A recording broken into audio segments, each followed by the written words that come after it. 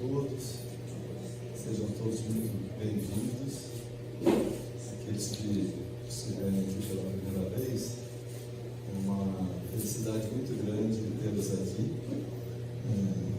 Nós estamos num dia um pouquinho diferente. Hoje o nosso presidente não está, presidente da Associação Médica Espírita Carioca, mas em contrapartida, das pessoas mais atuantes, que é a Bárbara, vai ser a palestrante, então ela vai acumular hoje também assim, as atividades de algumas informações. Como o próprio nome diz, a associação pretende a discussão, a elaboração das ideias que permeiam a atuação na área de saúde, com uma leitura nas bases espíritas. Temos o privilégio de trabalharmos albergados nessa casa de caridade, nessa casa de instrução, nessa casa do bem, que é o MAP. Isso é muito importante para a AME num momento, numa situação em que todas as AMEs do Brasil vêm lutando, como muitas sociedades e instituições com carências de recurso. Ter esse porto seguro aqui, eu queria agradecer muito, como sempre fazemos, essa perspectiva que para nós é muito importante da realização dessas reuniões. As associações médicas espíritas vêm procurando cada vez mais ampliar o leque de temas, contando com a participação não só médicos no senso estrito, mas todos em atuação médica, na verdade, todos os profissionais de saúde. E como essas atividades acontecem em casa espírita, frequentemente tem também profissionais que não são da área da saúde. E vimos discutindo nas nossas reuniões a importância do debate. Então, nós teremos a Bárbara fará uma apresentação falando um pouquinho mais dessa proposta da AME, do próximo evento, como ela sempre faz, dando as informações. Depois ela fará uma exposição e contamos com a interação. Vimos sentindo falta do debate, de ouvir um pouco mais, como cardiologista. Meu nome é Roberto Porcati, eu trabalho também na graduação médica, e nós aprendemos mais quando ocorre o debate, não dando aula, mas sim ouvindo as perguntas. Preparar uma aula é um grande aprendizado, Bárbara? Porque a gente vai repensando, mas os comentários, as críticas, ainda mais no ambiente que se pretende tenha também um cunho científico, é muito importante. Sabe, Bárbara, muitos anos, em muitos locais que eu trabalhava, depois de 38 anos, meu período de experiência foi encerrado, eu me desliguei num desses locais, mas com os outros colegas, nós tínhamos de praxe, depois da apresentação, sentarmos nós três e falarmos: olha, slide número 8, não entendi o que você quis dizer. Slide número 15, não gostei da cor do slide. Porque acabam as reuniões, tudo, parabéns, foi ótimo. A gente não aprende com isso, a gente não cresce. Mas quando vem um contraponto, uma argumentação, um debate, é sempre muito rico, é assim que a gente aprende. Então, é um trabalho que eu tenho o privilégio de ter me aproximado, dentre algumas atividades que a gente tem, da Associação Médica Espírita, e nós esperamos que possamos aumentar o número de colegas que vêm à reunião, que a gente possa aumentar esse senso crítico de participação.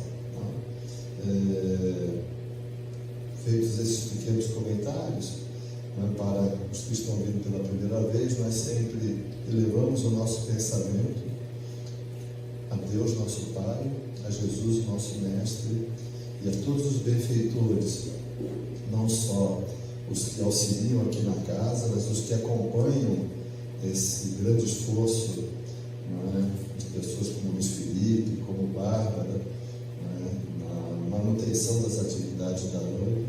Agradecemos outros espíritos que, trazidos aqui, poderão amparar ainda mais a nossa palestrante, aqueles que vêm aqui em aprendizado, outros que vêm em socorro. Agradecemos a essa oportunidade de estarmos aqui reunidos. Sabemos que a jornada é longa, o estudo deve ser permanente e dessa maneira nos sentimos muito felizes de receber tanta proteção, tanto amparo e temos a oportunidade de aprendermos um pouco mais, de elaborarmos um pouco mais e passo a passo, modificando o nosso coração, nossa mente, nosso espírito, entendemos que estamos dessa maneira contribuindo, né, para o crescimento e a elevação da sociedade, na verdade, elevação moral, né, minimizando o sofrimento de toda a humanidade. Queremos agradecer essa proteção e pedir que nós todos vibremos em torno da apresentação que a Bárbara nos fará. Que assim possa ser, graças a Deus. Então, queria pedir a Bárbara que, hoje acumulando as funções, e desse início à sua apresentação. Muito obrigado, Bárbara. Boa noite. Acumulando a função aqui para baixar o computador. Bom, muito obrigada a vocês que vieram. Estou vendo aqui pessoas até de outros polos do Marco. Obrigada por terem vindo. É o que o Roberto falou, né? A gente, quando tem poxa, eu vou falar na ANE, mas na ANE do MAP, e agora sou uma voluntária do MAP, então a responsabilidade fica maior, porque a gente sabe o trabalho da casa. Então, assim, me coloco aqui como alguém que a gente vai trocar, tá? Claro que eu preparei isso aqui, mas ao final a gente pode trocar muito, porque eu sei que muitos da área, né, espírita tem uma bagagem enorme. Bom, vamos lá. Eu começo fazendo uma pergunta, né? Porque o tema é saúde integral, aspectos multidimensionais e interdisciplinares, complexo, né? Mas falar de saúde é complexo. A gente que tende a querer, né, reduzir saúde para uma coisa, às vezes, que não tem nada a ver com saúde. Então, essa é a primeira coisa que eu queria que a gente desconstruísse juntos. Porque a gente vai precisar em algum momento desconstruir, porque o que a gente vê aí fora sobre saúde não é o que é saúde, né? Então, a primeira pergunta que eu quero fazer para dividir com vocês eu queria perguntar, você se sente em completo bem-estar físico, mental e social? Quem se sente assim, levanta a mão. Completo bem-estar físico, mental e social. Ninguém levanta a mão. Agora eu quero fazer outra pergunta. Você se considera uma pessoa com saúde? Alguém se considera aqui com saúde? Levanta a mão. Beleza. Bom, então são duas perguntas, né? E aí a gente agora vai entrar no que seria o conceito, né? Que a Organização Mundial da Saúde nos coloca como conceito de saúde. Saúde é um estado de completo bem-estar físico, mental e social. E não apenas a mera ausência de doença ou enfermidade. Tá, aí vamos só voltar aqui, né?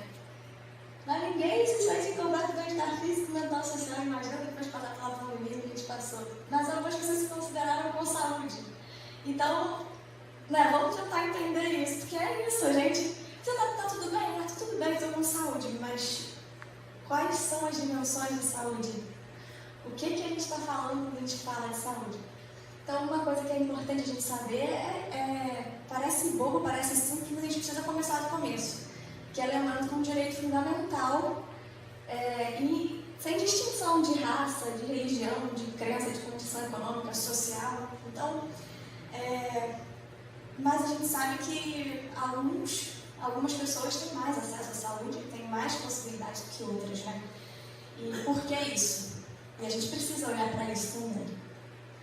Bom, e aí a gente tem então que entrar num assunto, e aí assim, graças a Deus eu posso numa conversa como essa, misturar artigo científico com literatura espírita. Então, por favor, todo mundo está de acordo com isso, né? Ninguém vai... Então tá bom. Então a primeira coisa a gente precisa entender que a gente tem sim uma visão de saúde equivocada e às vezes reducionista. Até uma visão de saúde ok, mas é reducionista. Então uma coisa que é muito comum é a gente associar a saúde como uma parte ou órgão. Inclusive é assim que no Brasil, pelo menos, as aulas são dadas, né? Cardio, cérebro, você olha para o cérebro, você olha para o coração, você olha para o rim, você olha... E nós, na verdade, somos um ser integral, nós somos um complexo, nós somos um ser humano complexo. Mas aqui no Brasil, fora do país, né, Roberto, tem até algumas instituições fora do país que já tem um olhar mais integral, mas aqui ainda se dá muito aula, assim, separando parte do corpo. Então, assim, focando a saúde em uma parte ou órgão do corpo. Normalmente você vai fazer lá aquele teu exame de sangue, se tá tudo certo, exame de sangue, você fala, ufa, tá tudo certo. Né? E isso também Emmanuel colocou, foi até um livro de psicografia do Chico, que é Emmanuel, o título, e ele já fala que um dos problemas é essa fisiologia dirigida, né? Então, os equívocos da fisiologia dirigida, você está sempre direcionando a alguma parte do corpo, né? E não olhando para o ser integral.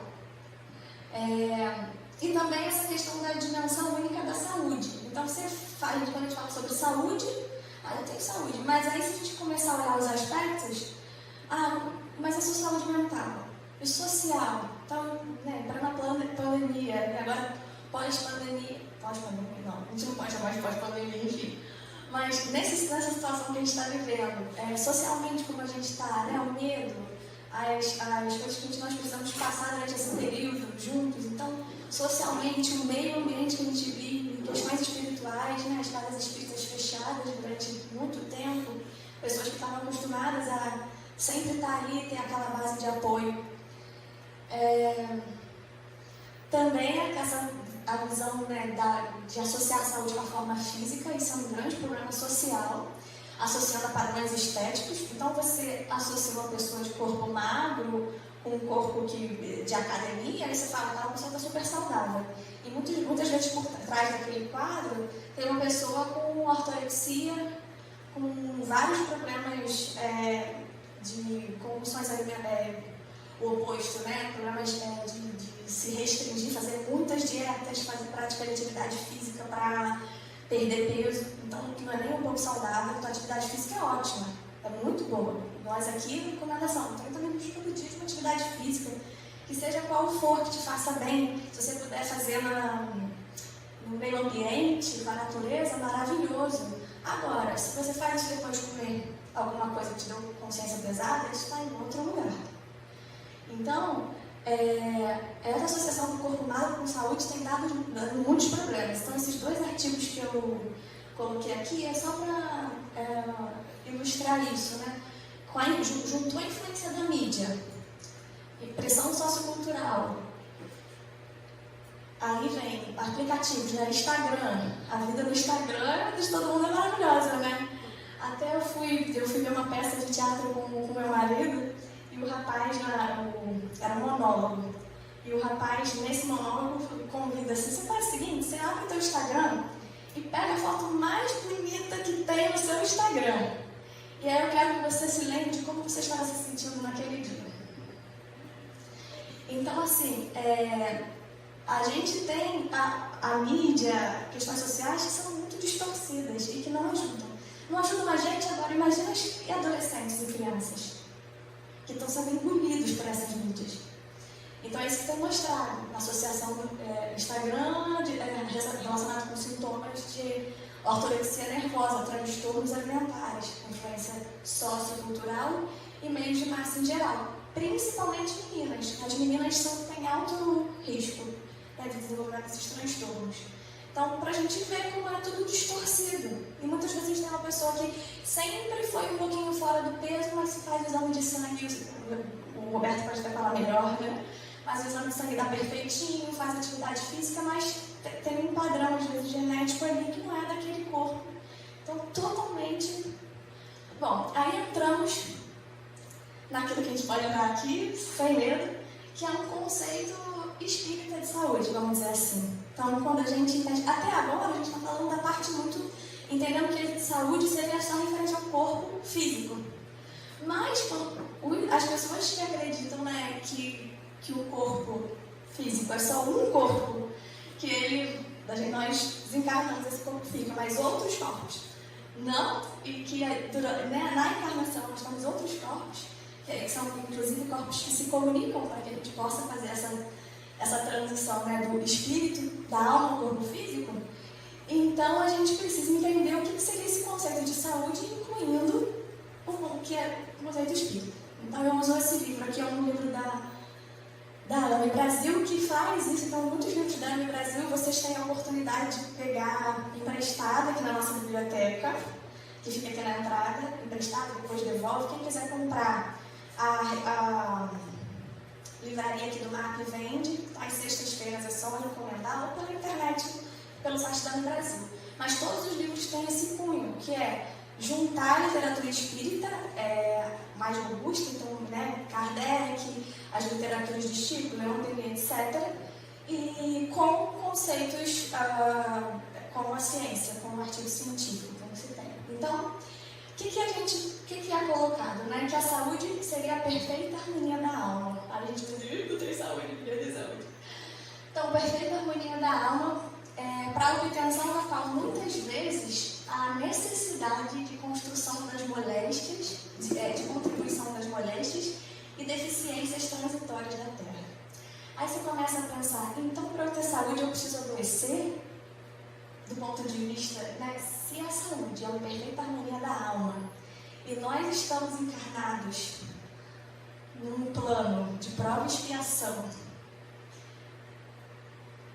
então será que a gente vai precisar realmente de ter alguma doença para expurgar algo? Ou porque a gente está em prova, então talvez a gente precise passar por algumas coisas que a gente não quer passar, mas justamente para adquirir a saúde, para aprender o que é a saúde do ponto de vista do espírito eterno que somos, e não desse corpo que está aqui agora, né? E aí eu gosto dessa frase que está naquele resumo do início do Evangelho, né, na doutrina de Sócrates e Platão, que a gente vê que as grandes ideias elas não são dadas por uma pessoa, né, por um dirigente, elas são reforçadas ao longo de muito tempo, né? Então, se a alma é imortal, não é sábio viver com vistas da eternidade? A gente vive com vistas da eternidade? Ou, na verdade, a gente está sempre pensando só nessa vida, ou só no dia de hoje, ou só naquele problema? Enfim, e aí isso às vezes bate de frente com o que é saúde, né? Então a gente precisa, vamos refletir sobre isso e depois a gente discute no final. Bom, então... tá certo.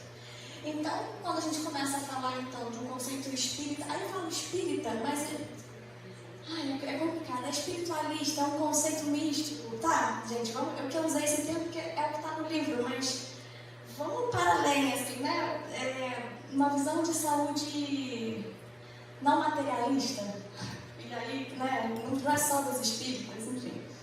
Mas então a gente tem, rapidamente, não é uma aula sobre isso, mas a gente tem corpo físico e a gente tem outros corpos.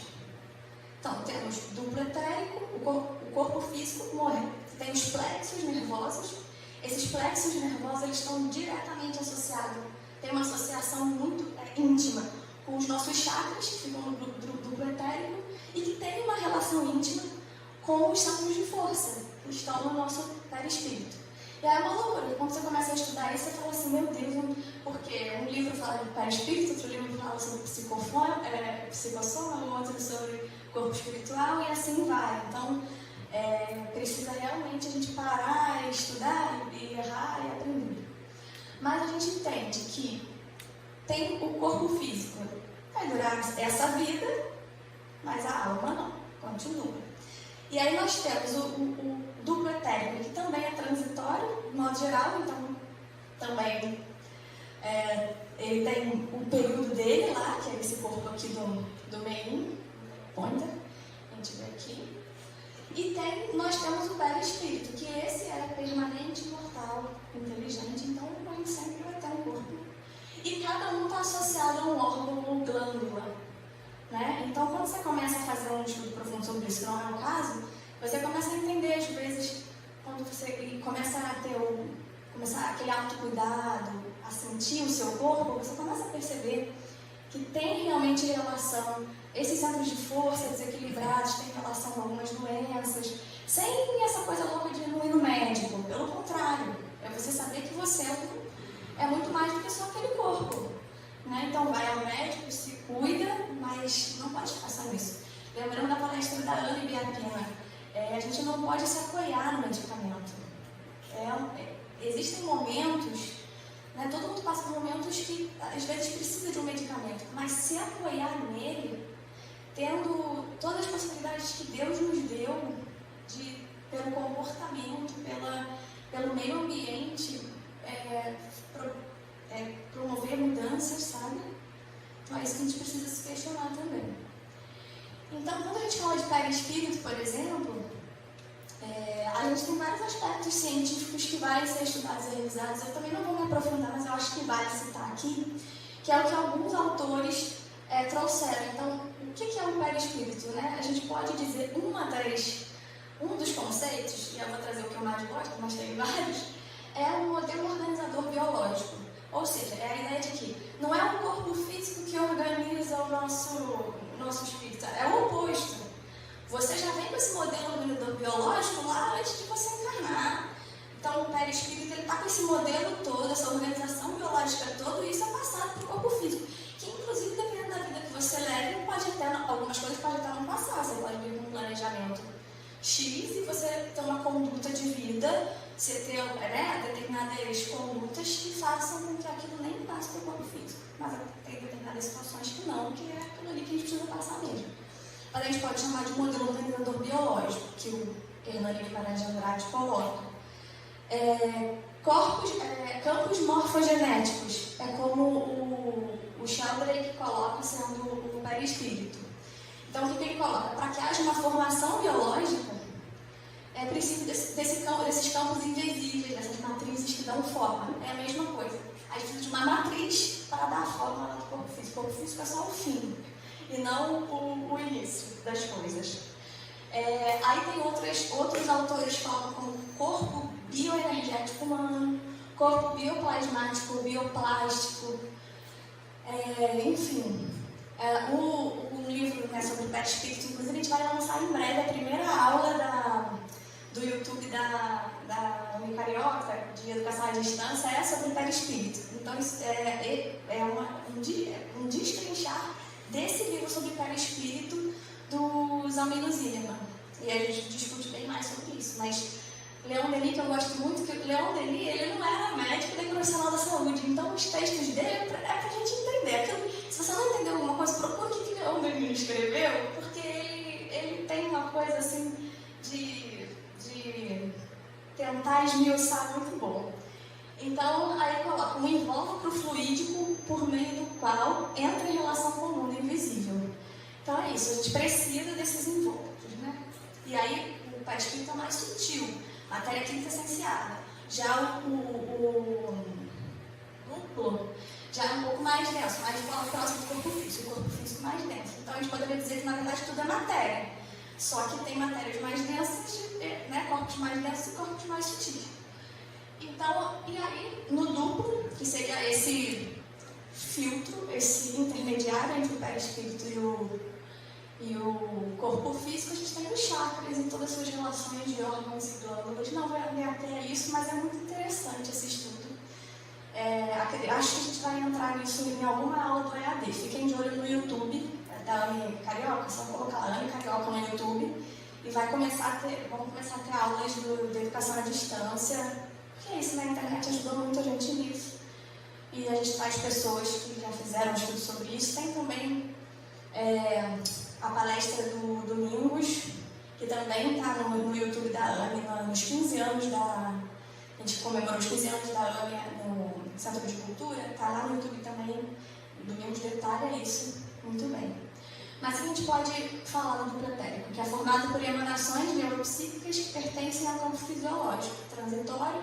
Ele possui filtros e telas, tem aquele aspecto de ser filtros e telas, não tem como eu não lembrar do famoso mata-borrão, que é como eu aprendi lá no Centro Espírita de Petrópolis, que eu fui criada, é assim que a gente criou, um mata-borrão, né? Ele tem um filtro, ele filtra para corpo físico e para o perispírito. E sim, ele pode ser lesionado. Pode ser lesionado com a ingesta de bebida, consumo de drogas, narcóticos, com fumo, com exacerbações, estouros, enfim, com o nosso comportamento também, que às vezes a gente não tem orgulho nenhum disso, né? E aí temos o corpo físico. E aí é interessante que a gente pode dividir, né? Aqui eu quis ter um olhar para o sistema nervoso central, que a gente divide em encéfalo, a parte vermelhinha ali, faltou, né? Encéfalo, vocês estão vendo aí, cérebro, cerebelo e tronco cerebral, então a parte está dentro da calota craniana. Medula, que é o que desce aqui no meio, né?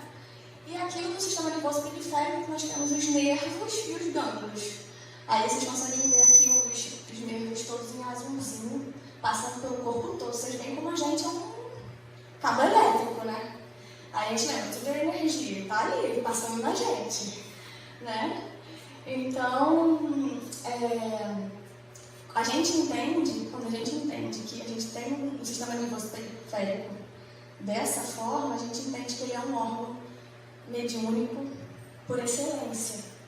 E aí a gente começa a perceber como esses plexos podem funcionar. Então, por exemplo, a gente tem plexo cervical, plexo braquial. O braquial, que é uma região principalmente do braço aqui, eu vou falar de uma maneira simples. Então, por exemplo, na psicografia automática, o médium, o espírito que acompanha, né, que está se manifestando pelo médium, usa essa região, o plexo braquial, comando plexo braquial, essa região do plexo braquial aqui, se chama de plexo braquial, todo mundo, né? Esses nervos para poder fazer a escrita. Então, né, para quem... A psicografia automática, a pessoa não tem consciência, né? A psicografia mecânica, a pessoa não tem consciência do que está escrevendo, só depois quando lê. Então, é tomado, a espiritualidade toma essas regiões, né? Do plexo braquial é um grupo de nervos ali que participa exatamente do movimento do braço. Então, tudo me faz muito sentido quando a gente começa a olhar a nossa anatomia e como as coisas se dão. Também é interessante esse exemplo que eu queria dar do corpo físico, né? Quando a gente fala de plasticidade cerebral, aí é uma aula que eu posso dar depois, que foi quando eu trabalhei no meu doutorado, eu trabalhei com membro fantasma. Membro fantasma é um fenômeno que acontece em determinadas pessoas que amputaram o membro e elas continuam sentindo vividamente o membro, né? Para isso a gente dá o nome de sensação fantasma. Então, né, amputou a mão e continua sentindo a mão vividamente. Não é imaginando a mão. Sente a mão, aquela mão, é uma imaginação. Então, se você falar assim, como sua mão está posicionada, a pessoa vai dizer, você consegue mexer a mão? Muitos conseguem, nem todos, mas alguns conseguem. Então, assim, e algumas dessas pessoas desenvolvem o que seria a dor fantasma, que é a dor nesse membro que não existe mais no físico. Mas a gente sabe que enfim, aí a explicação, uma das hipóteses para isso acontecer, que as sensações fantasmas para o membro fantasma, a dor fantasma acontecer, uma das hipóteses é que ainda tem a representação no nosso cérebro. Nós temos a representação de todas as partes do nosso corpo. E, inclusive, né, da mão, que é o exemplo que eu estou dando, no caso de uma pessoa que amputou a mão.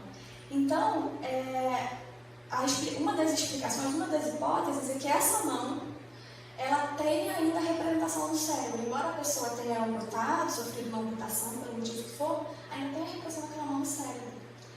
E aí, o que acontece? A gente, no livro, por exemplo, sobre o perispírito, a gente vê que o que é relatado é que essa mão também ela tem uma representação no corpo espiritual. Faz bastante sentido. Inclusive quando a gente pensa na pineal, por exemplo. Então, a glândula pineal é uma glândula mediúnica. E ela tem... A pineal, ela fica ali, ó. Ela produz hormônio específico Psíquicos é uma glândula de vida espiritual do homem e está relacionada ao chakra coronário, lá em cima ali, pineal ou epífise. E uma questão muito interessante que vai ser discutido, a gente até podia trazer uma palestrante para falar sobre pineal, assim, só uma palestra sobre pineal, né? Mas uma questão interessante nesse sentido é o seguinte, tem algumas pessoas que nascem com agenesia de pineal, não tem a glândula. Essa glândula é muito importante, ela produz melatonina, controla, é importante para a produção de hormônios importantes para nós. E algumas pessoas nascem sem essa glândula. E aí vocês vão perguntar, tá, então essa pessoa não é médium. Essa pessoa não vai ter contato com nada espiritual. E não, já é mostrado que sim, essa pessoa pode ter. Por quê? Porque pode. E o corpo espiritual dela? Pode ser que no corpo espiritual dela ela tenha glândula pineal, entendeu? Então, a gente tem que sempre lembrar que o corpo físico, ele é um corpo, um físico. Mas tem outra história aí que faz sentido. Tem uma professora da Unifesp, da Unifesp, que ela dá uma excelente aula, porque em São Paulo é difícil de trazer uma segunda aqui para a palestra, mas ela dá uma aula excelente sobre glândula pineal, que é o que ela estudou também no mestrado, doutorado e pesquisa hoje lá como professora. Mas vale muito a pena a gente estudar junto sobre isso. E aí a gente entra, então, entendendo que tem vários corpos, né? Temos vários corpos. Deixa eu ver só. A gente entra num campo, né, que eu gostaria de entrar, que é a ideia de que se não é um medicamento que vai trazer saúde, não é anestesia que vai trazer saúde, e sim, Elana já trouxe pra gente, o que vai trazer saúde pra gente é o meio ambiente, é o nosso comportamento. E a gente percebe isso, né? Que senão você vai ficar, tipo, coleção de remédios, você não vai nem sair de casa. Então, tem se ganhado muito lugar a medicina do estilo de vida. Fora do país já tem feito muito, mas no Brasil é relativamente recente falar sobre isso. Então, que seria o quê? A medicina baseada realmente numa saúde, um sistema de saúde transformado, sustentável, com ação interdisciplinar e troca de saberes. Então, assim, quando a gente fala em medicina do estilo de vida, não tem como um profissional atender sozinho, porque quando a gente fala de alimentação, a gente tem um profissional que atua com isso. Quando a gente fala da parte psicológica e emocional, a gente tem profissionais, né, que atuam com isso. Quando a gente fala da prática da atividade física, da meditação, yoga, né, a gente tem profissionais especialistas nisso. Então a gente começa a entrar no outro campo, que é da interdisciplinaridade. É o médico trocando com o nutricionista, com o psicólogo, com o profissional de educação física, com o enfermeiro e por aí vai, todos os profissionais. E aí o que a gente vê? Por alto, né? Porque é muita coisa. Só quando a gente fala de atividade física, a gente fala de uma atividade. O que é atividade física? É uma atividade em que você aumenta um pouquinho o seu gasto calórico. Então não é o diário. Então pensa comigo, você saiu para ir ao mercado. Não precisa necessariamente ir para a academia fazer atividade física. A academia só fazer exercício físico, né? O exercício físico é diferente, mas a atividade física pode ser, inclusive, as atividades que a gente faz na nossa casa. Não que eu quero praticar atividade física varrendo na minha casa, não, por favor. Mas assim, isso também é atividade física. Mas é muito importante ser algo que te dê prazer. Então, vamos, uma caminhada ao ar livre, coisas que façam você gastar mais energia do que normalmente você gasta. E aí o que acontece? Você revitaliza o chakra esplênico, ou seja, você não precisa esperar o dia tal para ir para o centro, porque você vai fazer um passo, vai equilibrar seu chakra. Cara, nós somos me ajuda? Co-criadores. Mas aí eu vou ter que lembrar do meu professor lá do outro centro que eu fui criada, ele fala, cara, para de achar que vocês são criadores do planeta. Vamos começar assim, nós somos co-criadores de nós mesmos. Então assim, se eu for criador de mim mesmo, eu vou ficar esperando para ir para o centro espírita no dia tal, para equilibrar meu chakra e tomar um remédio, Então, assim, você pode fazer coisas que vão equilibrar seu chakra sem você precisar do outro. Então, o quê? Pô, vou fazer uma caminhada na natureza, vou colocar junto disso uma música que eu gosto, né? Que eu gosto daquela música. Vou lembrar do Jorge. Qual música você gosta? Então, essa aí você coloca. O que mais? Você entrar numa atividade, numa dança, numa meditação, yoga. Aqui no MAP tem atividade, né? Meditação, reiki, yoga. Então, assim, tem lugares que oferecem isso de forma gratuita. Né? O próprio Sistema Único de Saúde já está oferecendo, né, que entra nas atividades complementares de saúde. Infelizmente, a gente sabe que o acesso não é tão fácil assim, mas está progredindo, vamos correr atrás, né, disso. E aí aumenta então a produção de monoaminas, e aí monoaminas, assim, são neurotransmissores, de modo geral. Então, exemplo de dois que eu queria falar, dopamina e serotonina. Um monte de remédio aí para depressão atua neles, relacionado a eles. Mas aí você pode fazer uma atividade física, você pode ouvir uma música. Assim, não é assim, vou parar de tomar remédio, porque não, mas tenta um pouquinho, aí volta no médico, aí o médico vai aos pouquinhos. Quem sabe? É você é o criador de você, então esquece assim. Eu gostei que tu disse assim, para com isso. Humildade, minha gente, na palestra, esse professor falava pra gente. Humildade, gente, vocês comecem sendo co-criadores de vocês. Porque a gente não está contando ainda da gente, a gente às vezes fala, nossa, que co-criador. Então é isso. Tudo isso aí gera mudanças na plasticidade cerebral. Então, assim, o nosso perispírito é plástico. Né? Ou seja, ele tem uma capacidade de se moldar em resposta à experiência. Essa experiência pode ser ótima. Vou ouvir uma música boa, e aquilo ali, e pode ser por causa daquela mágoa que você não tira da sua cabeça de jeito nenhum. Entendeu? E aí isso passa para o corpo físico. E aí quando passa para o corpo físico, Deus é tão maravilhoso que até o corpo físico, o nosso cérebro, ele é plástico também. Só que assim, plasticidade é igual mediunidade. Ai, muito legal fazer essa comparação, nunca tinha feito. Plasticidade é igual mediunidade. Plasticidade pode ser para o bem ou para o mal. Mediunidade também é uma antena. Pode ser para o bem ou para o mal, porque em que você está conectado? Se você estiver conectado com as suas mágoas, com os seus rancores, com as coisas mal resolvidas, eu sou médium. Então ferrou, porque você vai aproximar ali que você... O quê? O que você vibra. Mediunidade é só um tema. Então, a plasticidade é a mesma coisa.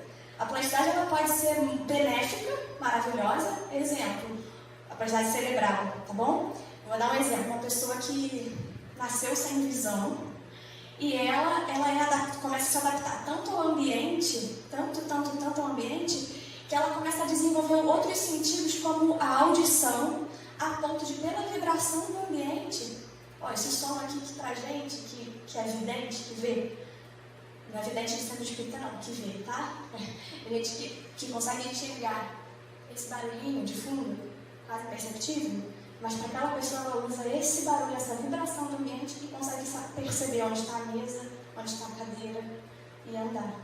Né? Então, isso tem um nome, que é a plasticidade cruzada. Mas não vem ao caso, só para dizer, eu sei o nome disso. Mas, e pode ser mal adaptativa essa plasticidade. Então, por exemplo, a plasticidade mal adaptativa é o caso da dor fantasma.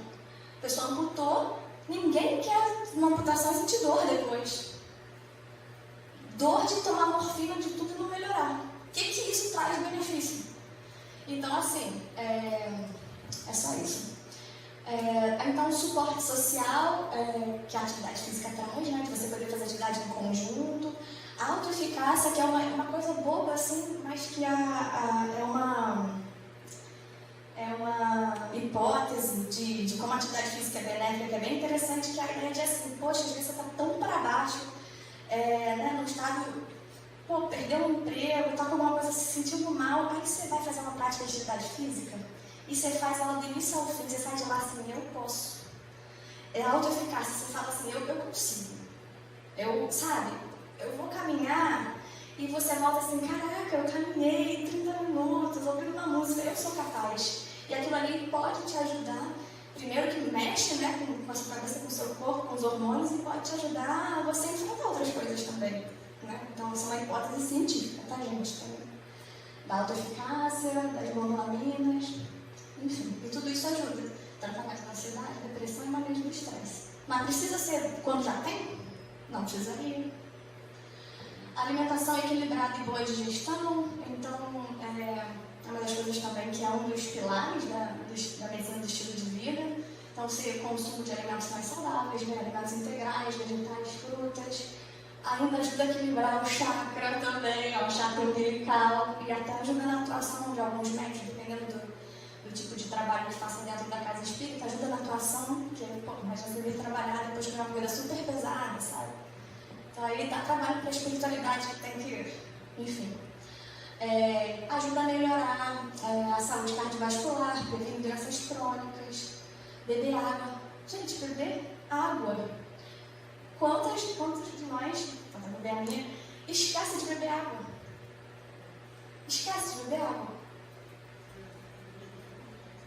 E a água, ela nosso corpo é 80%, esqueci agora o percentual de água, 90%, enfim, é água.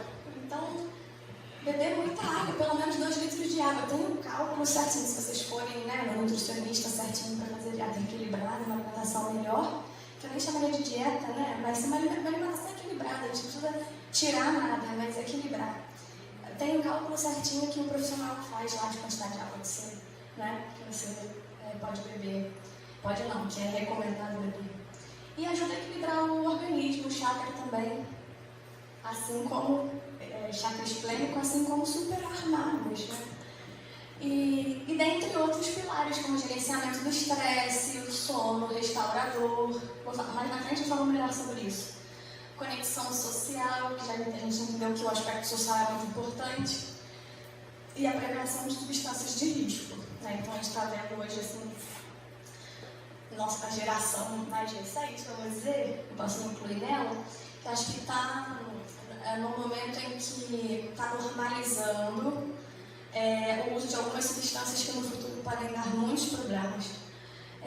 Acho que é importante também a discussão que está se abrindo sobre isso, porque algumas substâncias são importantes para o desenvolvimento de medicamentos e para o estudo, mas é muito diferente delas serem usadas como tapar a peneira, né, o sol com a peneira das situações sociais ou emocionais de algumas pessoas. Talvez isso sempre existiu, mas talvez, né, e não era falado, mas hoje a gente vê muito isso, né?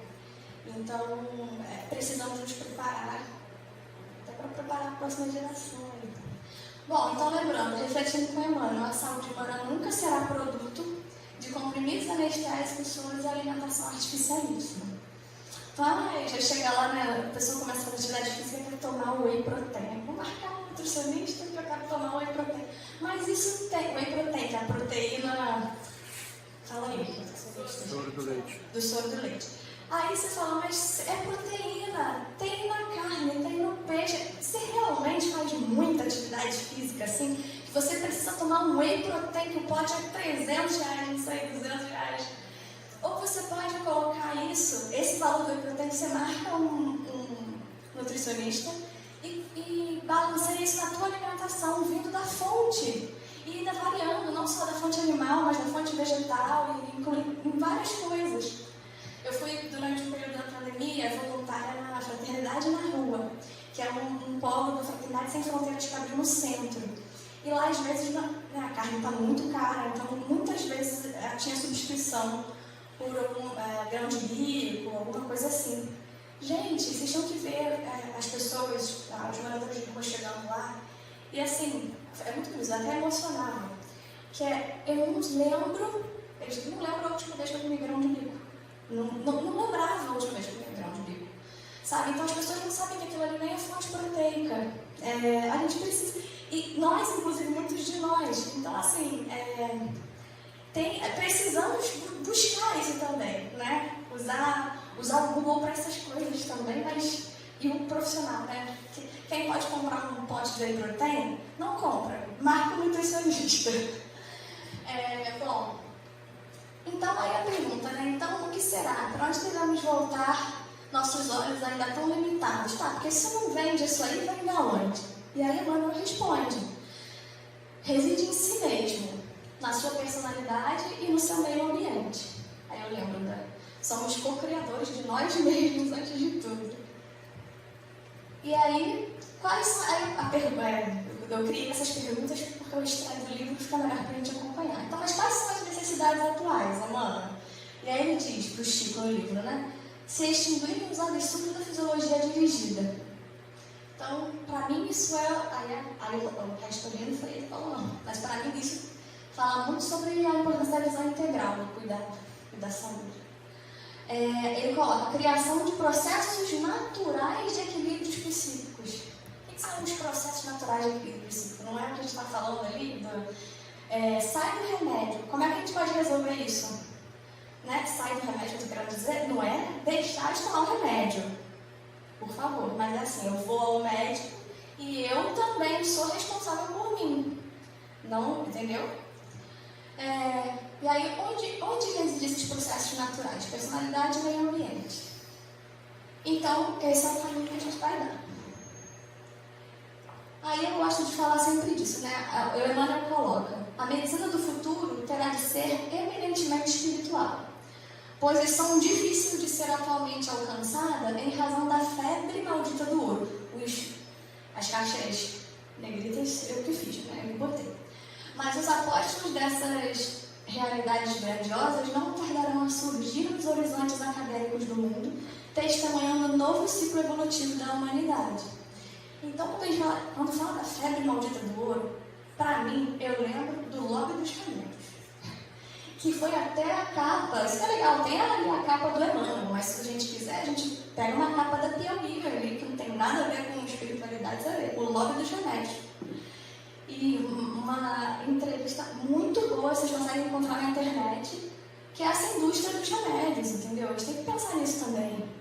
Se há tanto tempo fora do país, eu trouxe um exemplo sobre isso, inclusive alguns tratamentos, algumas patologias, algumas disfunções, a primeira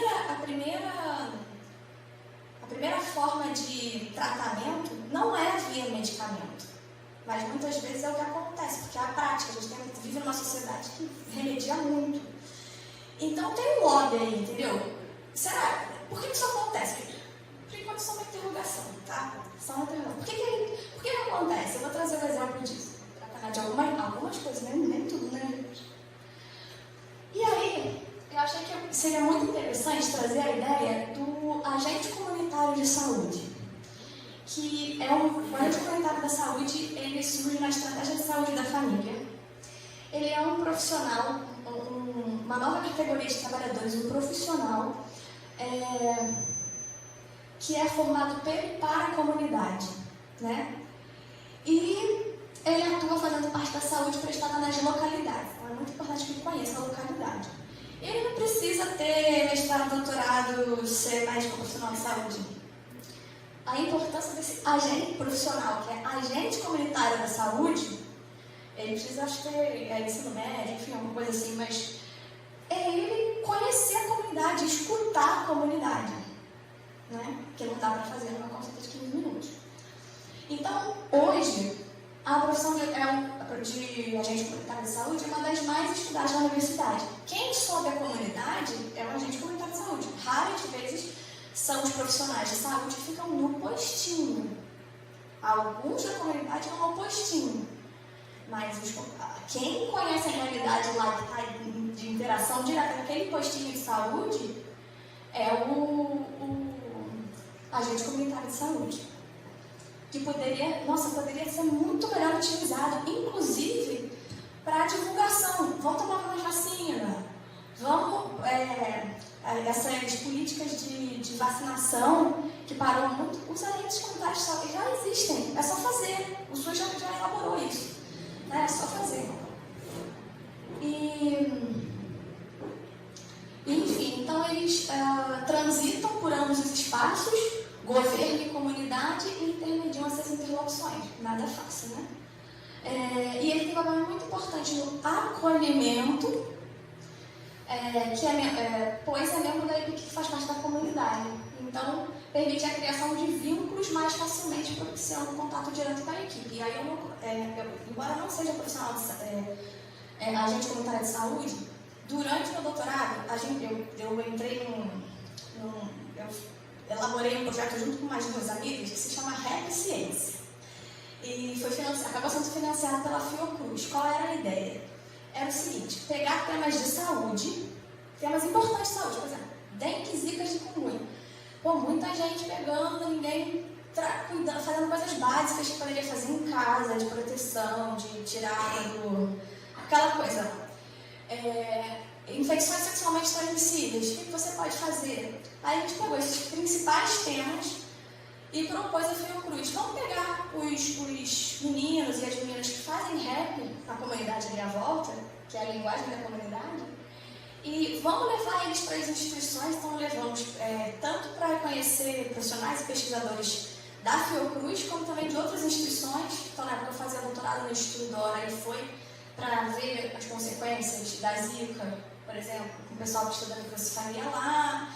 Foram para as instituições, eles, os moradores da comunidade que faziam rap, e voltaram para... Aí a proposta era: agora faz o rap sobre esse tema. Claro que depois passava pela gente, mas a gente deixou claro: a gente só vai avaliar o rap do ponto de vista do conceito de saúde que eles estão aplicando. O que eles vão colocar da parte social é com eles, a gente se abstém. Senão, não precisa nem financiar o projeto, porque senão aí entra em questões que a gente não posso falar, não teve a vida deles, entendeu? E aí toparam, só foi um grupo que topou esse projeto mesmo. E foi muito legal, eles elaboraram 4 raps e depois no final a gente ia para algumas regiões da comunidade, levava eles para cantar esses raps e eles falavam sobre isso. Então é só um exemplo, não é um agente comunitário da saúde, mas é muito diferente quando é alguém da comunidade, de igual para igual, não é de cima para baixo, né?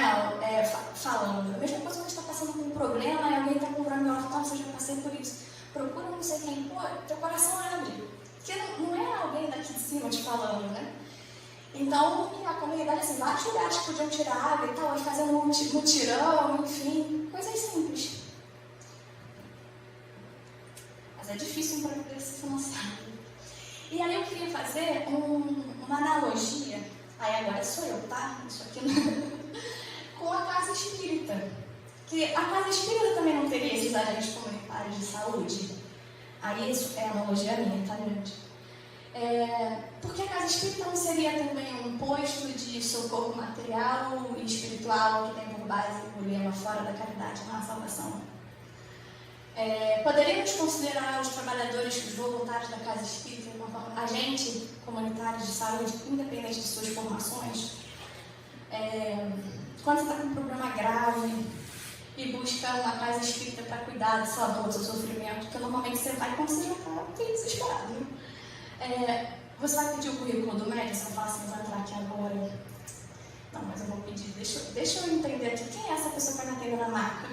Você vai lá e fala assim: eu quero ser acolhida, eu só quero ser escutada, eu só quero, sabe? E muitas vezes quem está ali deitado na maca é o profissional da saúde. Então, o que você quer é aquilo que você não encontra muitas vezes lá fora. Você quer não ser julgado, você quer ser acolhido. Então, a doutora Marlene, eu tenho que lembrar, né? A AME, as AMEs, elas surgiram há muito tempo atrás, né? Muito antes de mim, do Dr. Roberto Luiz, com a doutora Marlene. E Chico, na verdade, a doutora Marlene estava presente num auditório, numa circunstância em que o Chico estava, ele falou: Marlene e um outro colega, né, estão presentes já, então está tudo certo. E aí o Dr. Bezerra de Menezes diretamente, né, veio diretamente e deu essa incumbência da doutora Marlene de fundar exames ao longo de todo o Brasil, né, que precisavam fundar exames ao longo de todo o Brasil.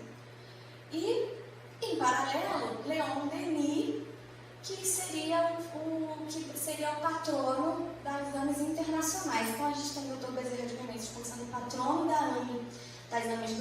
Brasil, né, no Brasil, e o Leon Denis como cidadão internacional. E eu acho muito legal quando o Leon Denis, que tinha uma pessoa muito humilde, né, muito simples naquela época, não teve nem formação direito, e é o patrão das ONGs internacionais. Né, ele fez o que fez, né, foi o continuador das obras de Kardec. E a doutora Marlene dizia que o nosso currículo não deveria ser no plano físico, e sim das nossas conquistas espirituais. Então, olha, eu vou falar, dá um medinho quando você está na frente aqui falando, porque você tem que, nossa, se esforçar muito. Eu tenho que me esforçar muito, porque você está falando uma coisa que você tem que fazer minimamente. Porque você está falando, sabe? Você está dando uma aula daquilo, é muita responsabilidade. Então, eu entendo as pessoas que optam por não fazer palestra, eu compreendo muito mais. Porque você precisa ser um pouquinho melhor, né? Porque não é o teu currículo que vai contar quando você sair daqui. E ela também diz que nossos diplomas pertencem a Jesus. Eu acho isso tão bonito, porque no meu caso, então, de doutorado é total de Jesus. Porque eu defendi na pandemia, eu não sei nem como. Então, a gente vê que tem coisas assim que é isso. Quando a gente tem a fé, ajuda muito a gente. Né? Acho que todo mundo aí deve ser, em determinadas situações, sem a fé, onde nós estaríamos. Né? Então, e aí, a reflexão que a gente levantou na última reunião que nós tivemos, aquela que a gente foi em São Paulo, em Osasco, foi um encontrame das AMES do Sudeste. Aí é muito legal que a gente encontra com o pessoal de outras AMES, isso é muito importante, é igual casa espírita, se você ficar fechado só na sua. Muito a gente refletiu sobre isso. Muitos são os profissionais da saúde que são espíritas só dentro da casa espírita. Que é complicado, né? Que você não pode também ter o viés espírita no atendimento, mas também você não deixa de ser. Então, assim, algo que precisa ser muito refletido. O professor Roberto, a palestra dele, falou sobre isso. Acho que a gente podia fazer aqui de novo para o ano que vem, que é essa discussão, né? Que o professor Roberto, ele foi um dos depois você vai poder falar melhor, mas tem um documento muito importante da Sociedade Brasileira de Cardiologia que incluiu espiritualidade com muito cuidado ao se falar dessas questões cardiológicas, que o professor Roberto participou ativamente, né, como um dos líderes. O documento ficou muito legal. Um slide aqui eu falei sobre ele.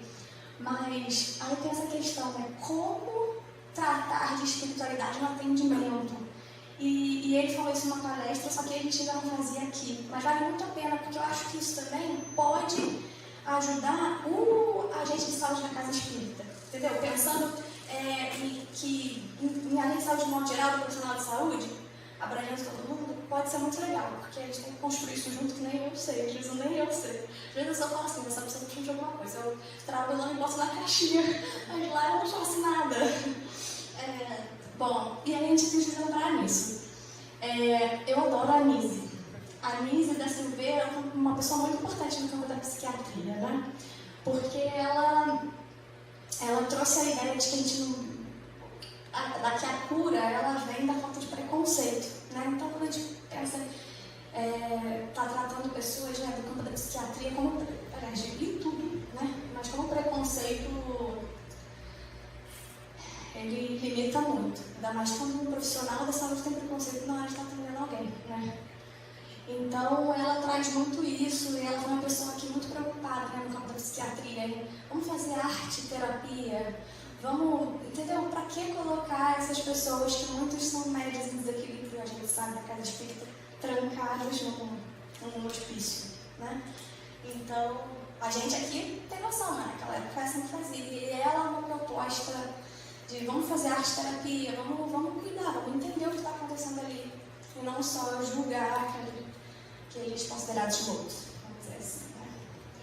E eu gosto dessa questão que o Chico coloca, né? Uma das belas lições que eu tenho aprendido com o sofrimento, eu acho que eu posso dizer que nós temos aprendido com o sofrimento é não julgar, definitivamente não julgar a quem quer que seja, não julgar.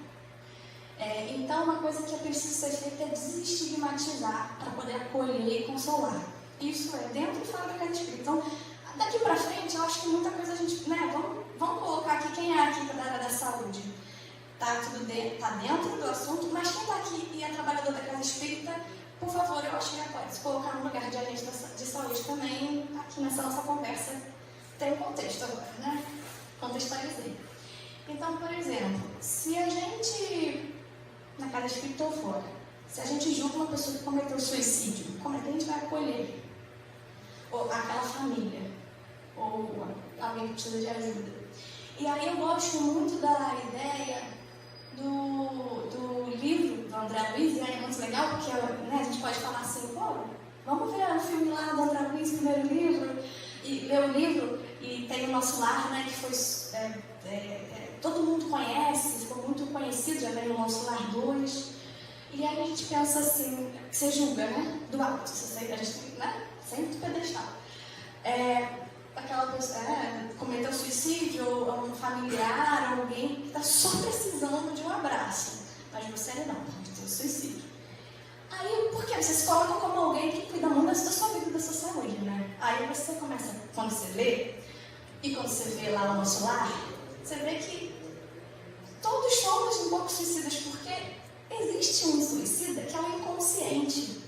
E André Luiz fala muito sobre isso no livro. Né? Então, quem somos nós para julgar, sabe? O que a gente faz? Quantas vezes nós saímos daqui e não cuidamos da nossa saúde e entramos, né? Então, só para, de modo geral, quando a gente fala do suicídio, a gente fala do consciente e inconsciente. O André Luiz, quando desencarnou, ele achava um absurdo chegarem para ele e chamar suicida, porque eu não matei. Não, você só fez um monte de coisa como se. E quantas vezes nós todos aqui não fazemos isso? Então, quando a gente se coloca que a gente não é melhor do que ninguém, isso muda muito, porque a gente não é mesmo. A gente não é mesmo. E outro exemplo que eu queria dar, aí não trago mais essa, que eu quis trazer do suicídio, porque a gente pode ter uma relação com o que aconteceu dentro da casa espírita e fora, porque a gente sabe que está acontecendo muito isso. Né? Então, a gente precisa acolher, porque nós somos, todos nós somos. Agora, um outro ponto que é algo que aconteceu já, que é um exemplo que eu gosto de dar, é a ideia da convulsoterapia, que foi conhecida como terapia de choque. Então, naquela época, alguns anos atrás, tem um tratamento que é a eletroconvulsoterapia, que era baseado em exatamente isso. Você dava um choque elétrico, um estímulo elétrico lá para gerar uma pequena convulsão no indivíduo, e aí isso realmente demonstrava que tinha muito efeito benéfico para o tratamento de depressão grave. Só que há muito tempo atrás usavam isso como terapia de choque, fazendo terapia de choque de uma maneira muito desumana. Não usava anestésico, a pessoa sofria, né? Então, durante muito tempo, até os estudos de neuromodulação que a gente tem, que é com estimulação elétrica, tudo que tinha estimulação elétrica caiu por terra, porque por causa dessas questões também de se fazer terapia de choque daquela forma que se fazia. Acho que as pessoas mais antigas aqui lembram de como era, né? Essa história de não usar anestésico, de fazer, gerar um sofrimento no indivíduo. Mas aí eu não trouxe. Mas tem uma pesquisa, depois tudo isso tem aqui embaixo, quem quiser pode me pedir que eu mando. Tem um relato dos psiquiatras da época, esse relato são psiquiatras que trabalhavam na USP, no Hospital de Psiquiatria da USP, que fazia eletroconvulsoterapia, faziam. Inclusive naquela época que não usavam anestésico, nada, que era muito sofrimento. Pegaram esses psiquiatras para fazer uma entrevista junto com alguns pacientes que vêm do tratamento dele daquela época. E o que eles falaram? Só para a gente compreender como é importante a gente desestigmatizar algumas coisas. Primeiro, que muitos, hoje em dia já não é mais assim, a eletroconvulsoterapia, só para vocês terem uma ideia, essa pequena convulsão provocada você só consegue ver no EEG, num equipamento que você coloca na cabeça para ver a atividade elétrica. Você não vê a pessoa tendo ataque epilético, tendo convulsão, nada disso, tá? Algo que é feito dentro, com todo o aparato, você não sente nada. Então é feito com muito cuidado. E é feito em casos assim muito extremos. Um exemplo exemplo que essa médica psiquiatra dá é, por exemplo, uma pessoa com uma ideação suicida muito forte, em que não dá tempo de tomar medicação. É um caso de vida ou morte. Então, há sim casos muito raros em que aquela médica lá, da USP, que é o exemplo que eu estou dando, do relato dela, e vai indicar sim, numa primeira ou uma segunda tentativa, essa eletroconvulsoterapia. Mas não essa de antigamente, essa de hoje em dia. Só que quem estigmatizou, não vai usar, não vai nem querer saber. E aí é muito interessante quando você vê o relato de alguém que fazia, pessoas mais antigas que sempre tiveram depressão muito grave e que lá naquela época faziam terapia de choque daquele jeito ruim e que até hoje fazem ainda, perdem às vezes, porque veio um efeito tão positivo depois de fazer, que eles falam, o próprio paciente falou, era muito ruim, mas me ajudava muito, eu quero continuar fazendo. Então, aquilo que eles sofreram não foi suficientemente capaz de eles deixarem de fazer o tratamento. Então, lógico, era para ser assim? Claro que não. Mas se a gente ficar parado no tempo e estigmatizar, a gente também não consegue olhar para além. Então é muito interessante esse relato da psiquiatra e dos pacientes dela da época. E aí, exemplos de suicídio inconsciente. Beber desmedidamente. Não, ninguém aqui nunca bebeu desmedidamente, né? Fumar, também ninguém. O uso de drogas, não, ninguém toma cerveja aqui, né? Porque cerveja é uma droga, né? Ou bebida alcoólica são drogas também. Excessos alimentares, não, todo mundo aqui, descontrole emocional, aqui todo mundo é pleno. Então vamos passar sobre isso. Eu me incluo, tá, gente? Por favor. Estou sempre incluindo. Bom, estou terminando. Não, mentira, não estou terminando nada. Vou falar umas coisas aqui. Tem muita coisa ainda.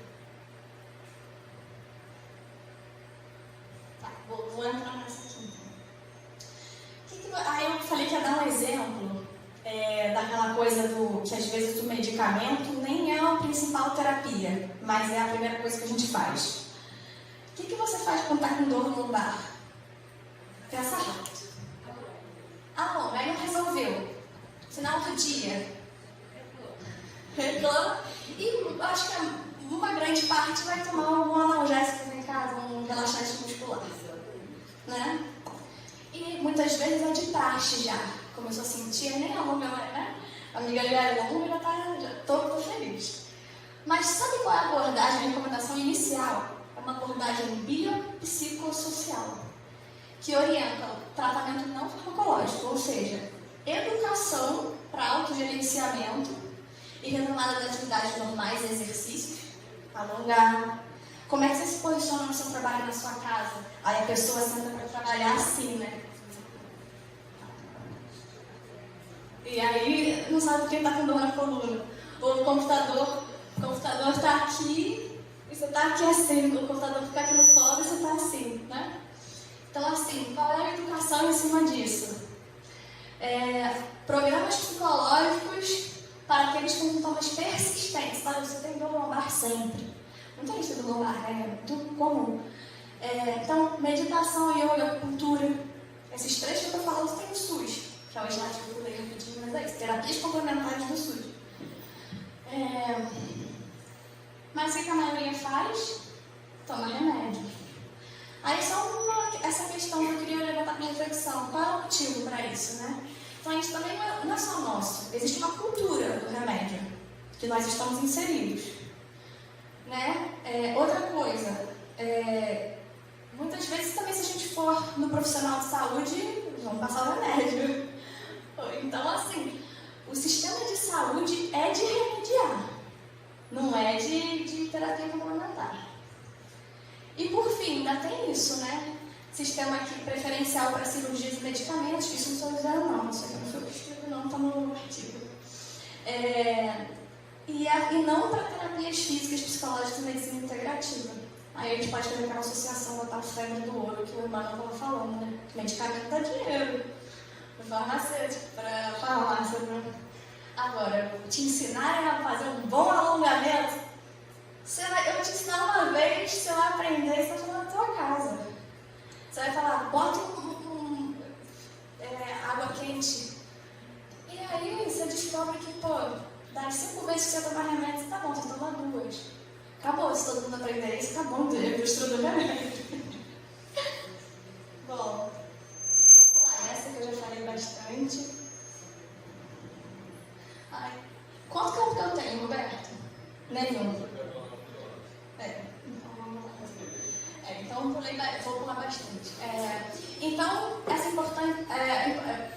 A multidimensionalidade, quando a gente fala da multidimensionalidade da saúde, a gente está falando de dimensões como, por exemplo,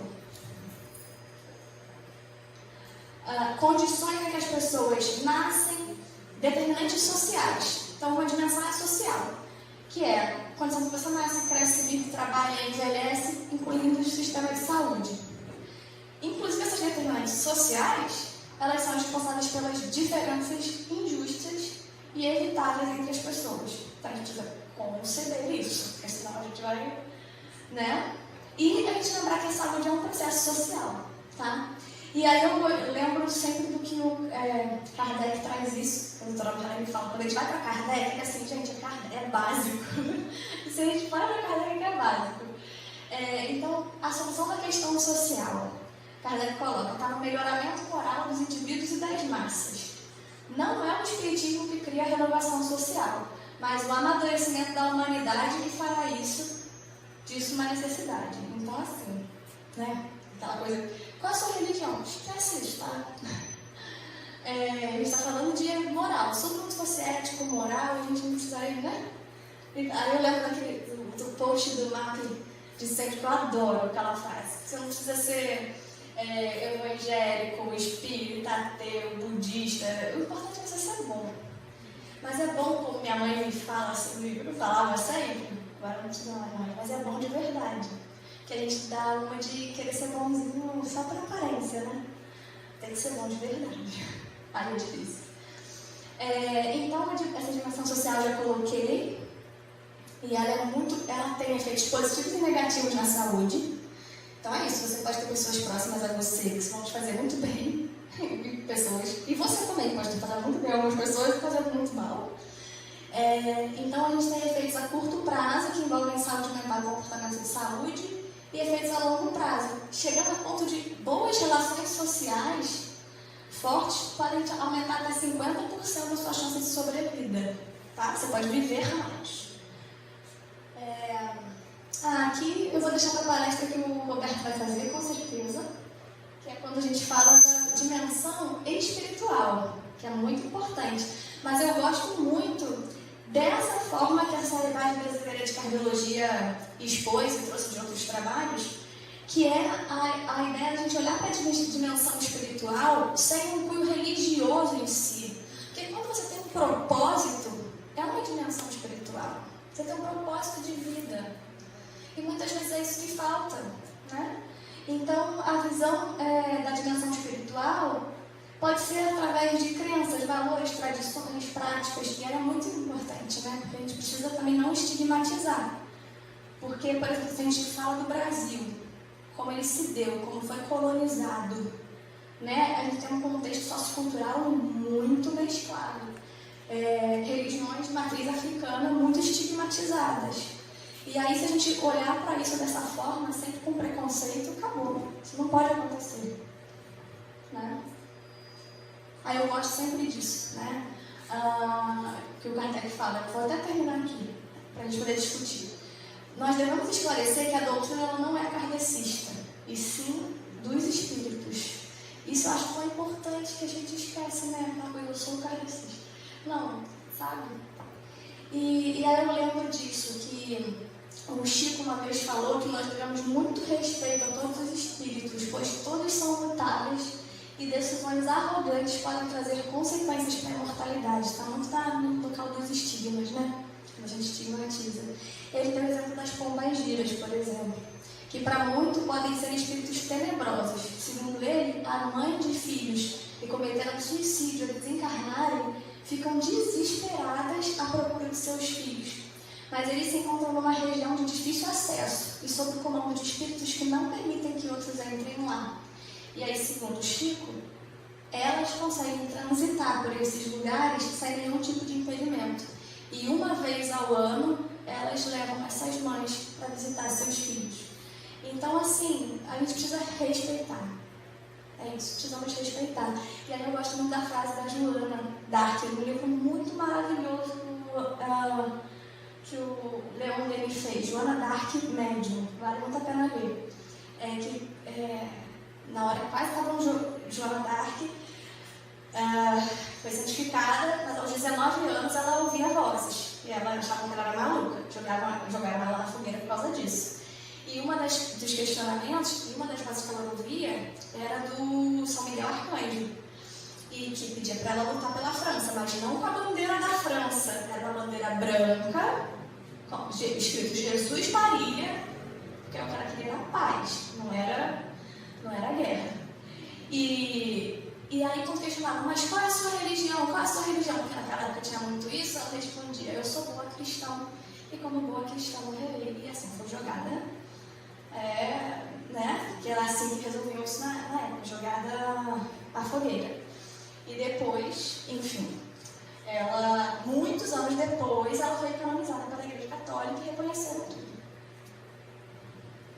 Enfim, então é muito importante a gente ver essa questão do sentido da vida. O sentido da vida, às vezes, é muito mais importante do que a religião. Porque uma pessoa pode ser religião, frequentar centro espírita, mas o sentido da vida faz com que a pessoa passe por dificuldades sem pensar, às vezes, em tirar a própria vida. Então, isso a gente pode fazer nos nossos atendimentos, na casa espírita e fora. Esse aqui vai ficar para outro dia, mas eu falo sobre estados de consciência e a ideia de que, às vezes, a gente acha que tem aquela pessoa em coma no hospital e aí a gente acha que ela não está ouvindo, que ela não está, e ela está. E tem artigo científico sobre isso, não precisa ir para a literatura espírita, não. Tá? Eu prometo que, quando eu tiver mais tempo, eu falo sobre isso. E a importância da interdisciplinaridade. E aí eu não é só sobre disciplinar, é sobre saber. Que é o que a gente vai fazer aqui nesses últimos 7 minutos, porque eu atrasei muito, mas é coexistir nas diferenças. Então a gente não precisa ser todo mundo da mesma formação, a gente precisa coexistir nas diferenças. E a Covid ensinou isso muito pra gente, não existe saber mais ou menos, mas saberes diferentes. Então, muito obrigada, e agradeço também em nome do Francisco Dalis, que já está aqui na minha barriga, e com certeza ele já tem um coração azul, ou ela. E desculpa, Roberto, tentei. Sou muito difícil. Obrigada.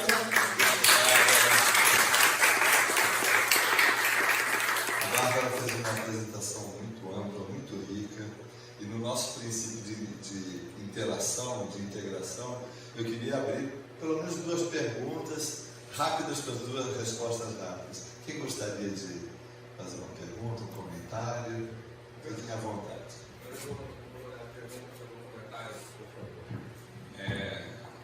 Muito interessante, assim, ter uma pessoa como você, a Bárbara, que é mais jovem, né, que está seguindo esse caminho. E eu, em 1985, eu era bem jovem, tinha 25 anos, e fui numa palestra na Concha Acústica da UERJ, do Divaldo Franco. E ele falou sobre psiquiatria e falava das questões espirituais. E aí, hoje em dia, eu vejo vocês, né, depois que ela falou do relato, do documento que vocês fizeram sobre o trabalho do coração, né? E aí eu vejo que tem um sobrinho que está estudando medicina e ele já está na universidade, tendo contato pela própria universidade com a parte espiritual. Ele é um dos interessados, bem jovem, né? E aí, quando a Bárbara passou por esse amplo caminho de uma aula, né? Como for, então, eu queria falar assim, como eu vejo isso, assim, eu nunca tinha visto aqui na Rinaldade, mas como eu vejo isso, uma evolução de todos nós, de nossa vontade de aprender, Meu nome é Paulo, Eu sou biólogo, trabalho com floresta, assim. Legal. Mas, assim, me lembro muito dessa palestra do Divaldo, e aí depois conheci aqui o Marco, né? Já tinha conhecido o Marco, e virou doutor Luiz Felipe, né, que é médico, e aí já divulgando aquela vez que teve um encontro internacional, né? E aí depois veio aqui vocês e depois ela relatando, né, essa parte do documento que vocês fizeram, você sendo um cardiologista, né? Isso? Assim, como evoluiu, assim, acho que pela necessidade, né? Necessidade das pessoas entenderem. E uma vez eu perguntei a esse menino, aquilo que ela mostrou, né? Os equipamentos hoje em dia mostram isso, consegue estudar, né? Até a questão, por exemplo, tem um médico que ele é acupunturista e ele é adepto da acupuntura integral, assim, muito mais voltada à acupuntura chinesa, assim, os elementos. E hoje em dia existe a acupuntura tecnicista, que é a acupuntura que consegue comprovar pelos exames de imagem todos os resultados, assim, de meridiano, e nega um pouco a questão da medicina chinesa, que está em 5 elementos, que é fogo, madeira, água, toda essa questão. E ele não, ele também como médico, ele não é a favor, ele é a favor que a acupuntura tem que ser tratada por quem se dedica a ela, por exemplo, então um fisioterapeuta, uma pessoa, não só os médicos, porque existe essa discussão, né? Alguns médicos são contra a acupuntura eficaçona e ele é um médico que é a favor da acupuntura. E uma vez, eu pensando aqui uma coisa assim sobre a Anderson, ele me relatou que uma vez na China, as instituições fazem medicina nas praças, acupuntura nas praças. Então, como brasileiro que é médico, ele é do Nordeste, não foi ele que foi, ele relatou que ele foi fazer o curso desse grande mestre chinês de acupuntura. Aí chegou lá o curso ali nas praças, nas ruas. As pessoas faziam medicina nas ruas, na praça, sabe? Aplicavam medicina. Aí ele chegou, se apresentou e falou que ele veio aprender. Aí o chinês veio para ele e falou, então sente, observe e trabalhe, né? Vamos praticar junto. Mas eu queria dar os parabéns, assim, contar essa minha experiência de bem jovem ter vivido isso, né? E depois de ver esse jovem que eu estou medicina agora, me trazer esse conhecimento, e ele falou assim, que uma das coisas que ele ficou atraindo ele é que os pacientes, né, principalmente na área da psiquiatria, eles reportam as questões espirituais. Por isso que acho que a medicina está aceitando também, foi buscando, né? E eu acho que o desenvolvimento também dos equipamentos consegue mapear. E eu acho que eu assisti agora esse filme que passou do Dr. Fritz, né? Que é uma coisa, um exemplo disso também, né? Que eles venceram uma barreira muito grande, né? nessa luta aí de vocês, todos nós. Obrigado pelo seu comentário, Paulo. Nós vamos ter mais uma pergunta, assim, comentário muito rápido dessa construção dentro da Sociedade de Cardiologia. Um colega, em 2011, nós estávamos numa comissão e ele, espírita, nos conhecemos há muito tempo, ele falou, Roberto, acho que está na hora de ter alguma abordagem de espiritualidade e cardiologia. Então, são 11 anos que isso vem acontecendo. Algumas vertentes. Uma é a documentação médica dos efeitos de espiritualidade. Quanto maior a espiritualidade, a modificação de vários mecanismos de preservação de saúde ou de adoecimento, em que é possível ver, né? Seja diminuindo a pressão arterial, colesterol e por aí vai. Então, uma vertente, vamos dizer assim, comprobatória dos mecanismos de espiritualidade e adoecimento. Naturalmente, serão necessários novos métodos para aproximar mais isso. Mesmo que isso não existisse, tem a segunda vertente, que é a necessidade, a demanda de nós, quando somos pacientes, falarmos sobre isso. E o médico, cada vez, quando falar médico, esqueça, estou falando de profissionais de saúde. Todos nós temos cada vez menos tempo e menos treinamento para isso. Então, dor no peito, faz colesterol, glicose, faz um eco e uma esteira. Você não teve tempo de falar que seu pai morreu, que você está com problema com o filho e tal. Então, assim, mesmo que não houvesse uma documentação crescente, existe a demanda dos pacientes, né?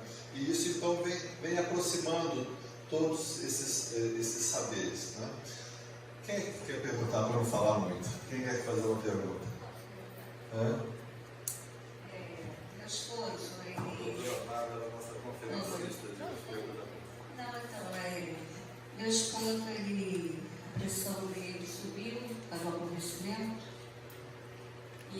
chegou no médico, ele já foi pedindo os exames e tudo, e foi depois, botou muitos remédios para ele. Aí nisso ele foi no outro médico, aí ele falou que não precisava daquilo tudo. Então, assim, às vezes eu tive derrame na vista, fiquei cega. O primeiro médico que eu fui, ele botou uma lista de exames e falou assim, você tem catarata, tem que operar. Aí eu fui no segundo, você não tem catarata. Para começar a operar, tem que ser no nível maior. Você está no nível 1, tem 1, 2, 3, 4. Aí eu fui no outro, aí falou, não, você não precisa e você pode esperar, vai retroceder. Eu esperei 1 ano e meio, retrocedeu, mas no mesmo mês, aí teve outro derrame. E aí já tem 1 ano, quer dizer, 2 anos e meio, né, que eu estou esperando retroceder. Então, tem esses contrastes, e a gente às vezes fica meio perdido. E aí a gente acaba tendo que fazer pesquisa e tudo. Então, eu acho que realmente tem que haver uma concordância maior de médicos, porque assim, colesterol alto, uns acham que uns 230, 240 não está alto, outros já acham que está alto. Aí um passa remédio, outro não passa. Então ainda tem muita essa imparcialidade e que tem que haver uma junção de opinião para a gente às vezes ficar muito perdida, né? E quanto à espiritualidade, eu sou médium psicógrafa já há 11 anos. E Joana de Ângeles, no outro centro que eu trabalhava, antes da pandemia, ela falou assim, tem que fazer grupo de estudo dos meus livros. Pedi uma casa para fazer. Só que como eles pediam muita coisa, os dirigentes falaram que não ia fazer. Aí a casa fechou, aí ela veio de novo pedir para me fazer um grupo, para poder estudar os livros dela, porque depois da pandemia viral ia vir a pandemia mental. E ela é muito focada nessa parte da psicologia, da psiquiatria, né? Então, as casas espíritas, ela falou, eu gostaria que todas as casas espíritas formassem grupo de estudo dos meus livros. E a gente está vendo muitas crianças, né? E muitas crianças que estão tentando suicídio, se cortando. E com a pandemia, infelizmente, muito pai e mãe também não conseguiu lidar com isso tudo, sobrou para as crianças, né? Então, realmente, unir os dois lados é a melhor solução, né? Eu acredito que é isso. Acho que foi o que eu tentei fazer aqui, né? A gente entender que a gente precisa falar de saúde integral e isso inclui espiritualidade. A espiritualidade é uma dimensão. E essa questão mental, a gente precisa chegar a todos. A ciência, ela precisa chegar a todos. Isso não é um problema só quando a gente fala de ciência dentro da casa espírita. Isso é um problema social. A gente tem uma questão que a gente discute muito, né, no campo científico, é que muitas vezes a gente conversa com os nossos próprios pares. Então aqui, né, o grupo da psicografia do centro tal conversa entre si, o grupo dos pesquisadores da cardiologia conversa entre si, o da neurociência conversa. E assim, aí o que acontece? Não avança. Aí quando acontece uma pandemia, aí qualquer coisa que falam assim, não vou tomar vacina, não vou tomar vacina. Por quê? Porque a gente não chegou onde tinha que chegar. Então a gente precisa criar pontes, conversar, trocar saber, entender que assim, eu tenho conhecimento, que eu estudei na academia, mas aquela senhorinha lá na comunidade, ela também tem um conhecimento dela e que eu preciso compreender isso. Porque se eu achar que eu sou melhor que ela, eu não vou entrar ali. Exato. Então é preciso essa interação de modo geral, dentro da universidade, fora, dentro do centro espírita, tudo, né? Existe um aspecto técnico em relação a que nível de colesterol eu vou tratar ou não. Realmente muda demais. Pode comer ovo ou não? Eu falo, pergunta assim brincando. Hoje é dia par ou é dia ímpar? Porque a capa da revista uma semana pode, não pode. Então, há muita variação. Isso impõe uma dificuldade de atualização e, portanto, erro médico. Essa é uma parte. A outra parte uma das vertentes que eu falei, a gente percebeu assim, que tem mais ligas de espiritualidade nas academias do que disciplina. Não tem isso como aula. Nós estamos lá na UERJ, no 3º ano com a disciplina. São 30 alunos. Primeiro e segundo ano, está sendo bem interessante, que é para ver se a gente consegue melhorar essa percepção, não é, do cuidado integral. Qual foi o primeiro slide? Ela perguntou se todo mundo tinha saúde. Nós dissemos que tínhamos saúde. A definição de saúde da Organização Mundial da Saúde não conseguiu até hoje colocar a palavra espiritual. Não tem. Já teve reunião só para isso. Você vai encontrar essa palavra na definição de bem-estar. Bem-estar tem lá o espiritual. Então veja que dificuldade. E na casa espírita, muitos de nós nos aproximamos quando estamos doentes, não é? Então vem, faz passes, faz tratamentos. Eu digo assim, a casa espírita é um hospital. Ficou bom, o que a gente faz? Eu vou para casa. Eu vou para casa, vai. Quem volta para casa espírita escola? Para estudar o tempo todo. Não é? Eu estou assim surpreso. Eu, como cardiologista, vejo pacientes com 70, 80 anos. Como é que eu interpreto uma senhora que me diz, aí então, procurando fazer uma anamnese, uma história mais espiritual, ela me diz que trabalhou como médium por 20 anos e que não trabalha há 10 anos. Não vai mais na casa espírita. Que trabalho foi esse? O que significou? Trabalho tão forte, tão profundo, e a pessoa há 10 anos não vai mais. A outra me falou essa semana, porque o espiritismo é muito fundamentalista. A gente pensa em algumas doutrinas fundamentalistas. Quero apenas dizer que está muito afeito, preso aos fundamentos. E ela descreveu, a mãe dela era fundadora de centro espírita, líder de casa de caridade, e ela, com quase 80 anos de idade, não acompanhou nada disso. Falei, fui julguei, mas que perda de oportunidade, não? Porque teve em casa esse exemplo. Não é? Então, como meu último comentário, o nosso desafio é realmente trazermos esse debate todo, trazermos as formas de estudo, o estudo permanente. Não é fácil, seja da casa espírita, seja da academia, e o que aproxima os dois. E Leon Denis disse isso, eu li aqui na sessão retrasada, que não é o espiritismo que vai mudar isso, não é? Mas é a medicina da mediunidade, a medicina dessa integração toda que vai modificar isso. Nós precisamos encerrar. Só um minutinho, né? Eu sei que já passou da hora. Pode. Porque essa semana eu vi uma frase, né? Não sei se eu li, que fala assim: a infelicidade veio do desejo de moldar pessoas de acordo com o seu ponto de vista. Então, às vezes, nada está satisfeita, a pessoa não faz o que quer, não sei o quê, e a gente vai se afastando um do outro. Muitas das vezes, nós levantamos para adoecer.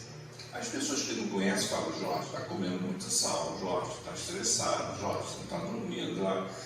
Né? Aí passa o tempo, eu vou no médico, aí o médico vai falar: Jorge, tu tem que parar de comer sal, tu tem que parar. Então, nós somos tão orgulhosos que a gente não pesquisamos, sabemos quem nós somos.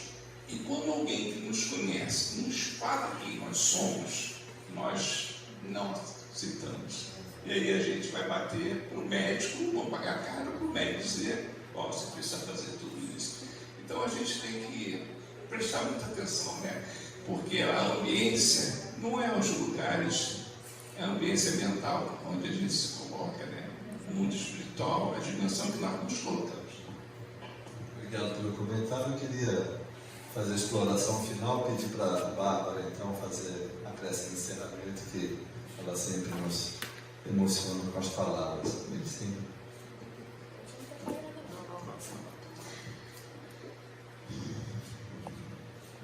Mestre Jesus, muito obrigada pelo dia de hoje, por nos reunirmos aqui em seu nome, agradecemos pela oportunidade da vida, por podermos estar encarnados, buscando nossa evolução espiritual, moral, que possamos verdadeiramente, Pai, buscar a verdadeira saúde, a saúde da nossa alma, menos preocupados com os outros, com a conduta do outro, com a fala do outro, do que o outro fez, e mais preocupados conosco, com o que nós pensamos, com o que nós falamos e com as nossas condutas. Que possamos ser bons, mas bons de verdade. Muito obrigada, Mestre, pelo dia de hoje. Fica conosco hoje e sempre. Assim seja. Podemos ir? A próxima reunião é a última de dezembro. Venham, vai ser bem legal, mas é surpresa ainda, tá bom? E é isso, quem não assinou o livro, só assinar ali na saída. Muito obrigada, viu? Vamos ter, desde já o 2023, de mais evolução espírita e científica. Obrigado. Olha, eu só queria dar uma